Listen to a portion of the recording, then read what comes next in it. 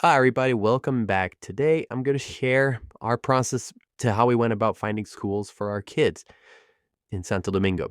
If you're planning to move abroad with your family, these tips should help you navigate the school selection process with less stress and fewer surprises. So, let's get into it.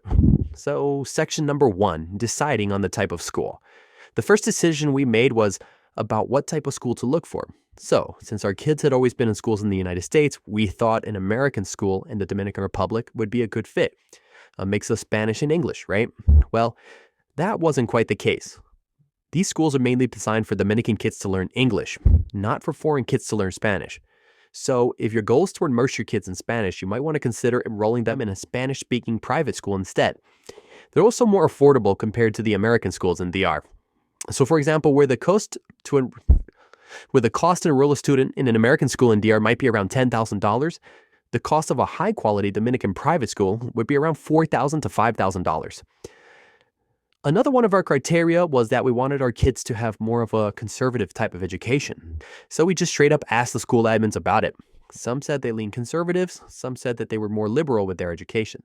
They were upfront about it, which I greatly appreciated. Section 2, doing your research and taking tours of the schools.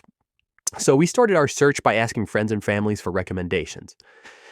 We also looked into the top neighborhoods in Santo Domingo to narrow down our options to schools located in safe, accessible areas. Once we had a list, we took a trip to the country a few months before our move to visit the schools in person.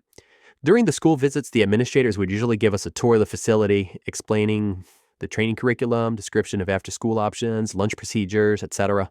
One major positive that we did notice was that every private school that we saw had air conditioning in the classrooms. And here's a tip: try visit the schools while classes are in session. We wanted to see how organized, structured, and safe the environment was. We met with school staff, toured the facilities, and got details on tuition, uniforms, and the overall school vibe. So, section number 3, traffic and school pickup. One thing you can't overlook in Santo Domingo is traffic. It's insane. There are 3 rush hours here, the main ones in the morning and the evening, and then a smaller one in the middle of the day. The reason for the midday rush hour is because of school pickups. We realized that pickup and drop-off times could be chaotic, so we made it a priority to find a school close to where we wanted to live. We wanted to be within walking distance, so we didn't have to deal with the insane traffic. Here's another tip: try to visit the schools during drop-off or pickup hours to get a feel for the traffic and to observe the pickup procedures. And this will save you a lot of headaches later on. Section 4, tuition and fees. Tuition in the Dominican Republic is obviously cheaper than USA.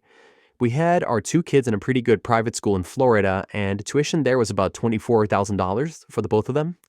In the Dominican Republic, we sent our kids to one of the top 10 schools in the country, and the tuition was about $20,000 for both of them. The price was pretty close, but the difference in quality and reputation was much higher. Another surprise for us was the way the tuition is handled down there. Unlike the US, where you typically pay monthly, in the Dominican Republic, private schools expect the entire school year's tuition to be paid by December. So if a school year runs from August to June, you'll still have to make those payments before the end of December. So when we signed the kids up, I expected to pay the $20,000 over 10 school months, or $2,000 a month. And I was in a bit of a shock when the school gave me a tuition breakdown of $4,000 a month over 5 months between August and December. So the only good thing about that is when you complete the payments, you don't have to pay anymore from January to June. But still, we weren't prepared for this, and it was a big financial hit at first.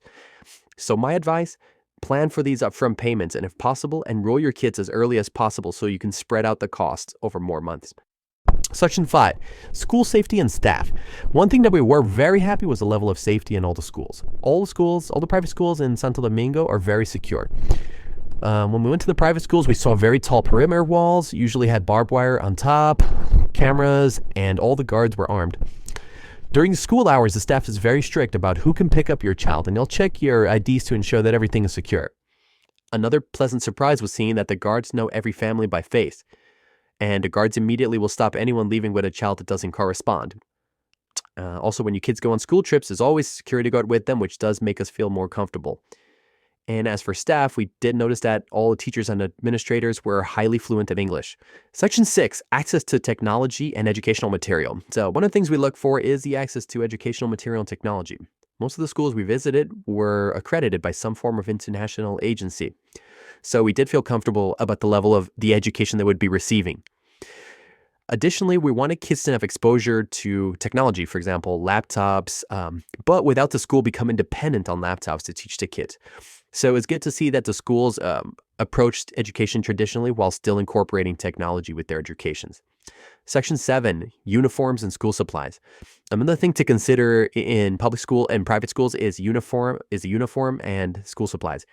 Each school has its own uniform shop, but we had issues with stock when we enrolled in August. Uniforms were sold out, and we had to go to local tailors or order on Amazon to get them made. As for the school supplies, the school would provide your long list just like any school does nowadays, and you could either purchase the things individually or as a pre-packed kit if you order early enough. So this is another reason to enroll your kids as soon as possible to avoid these kind of logistical challenges with them even starting in school. Section number 8, activities and after-school programs. So private schools in the Dominican Republic put a huge emphasis on extracurricular activities. There's a strong focus on sports, music, and cultural events. And since Dominican culture is very big on enjoying life, music, and celebration, they go all out for things like Christmas shows, sporting events, and national competitions, which are extremely enjoyable for all the parents and are great opportunities for you to meet some of the other families as well. The athletic programs are great too. Coaches push the kids to excel in gym classes, and you'll notice that the kids are in great shape down there, even at a young age. Okay, in the last section, some final tips. So to wrap up, I'm going to hear a few final tips. Number 1, start early. Enroll your kids as soon as you know you're moving. It'll make a huge difference in handling logistics and spreading out the cost. Number 2, visit in person. Don't skip the school tours. It helps you gauge the environment and see if it aligns with your values. Number 3, time for upfront costs. Be ready for tuition payments and uniform expenses. And last, consider your language goals. If you want your kids to learn Spanish, you may want to avoid American schools and look for Spanish-speaking schools instead. All right, I hope these tips help if you're moving to the Dominican Republic or considering schools abroad. I plan to make another video in the future about schools in the country. And if you have any questions, drop them in the comments below and don't forget to subscribe for more insights on moving and living in the BR. See you in the next video.